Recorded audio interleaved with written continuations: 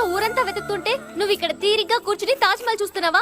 పొద్దున్నే ఎవరికి ఒక మాట కూడా చెప్పకుండా నువ్వు ఇక్కడికి వచ్చేసావు. నువ్వు కనపడలేదని నేనెంత టెన్షన్ పడ్డానో తెలుసా? వెళ్ళిపోవాల్సిందిగా. ఇంకా ఎందుకున్నావు? పో. నీకోసం ఎవరు బాధపడరు. వెళ్ళిపో. నిజం వెళ్ళిపోమంటావా?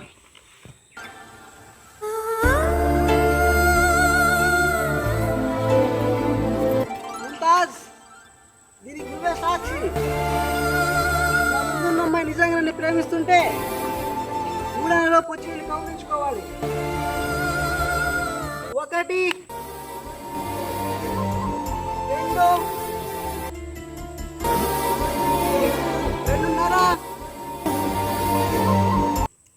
2.5 ఒకటోసారి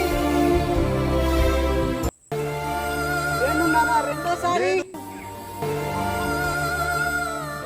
2.5 మూడోసారి.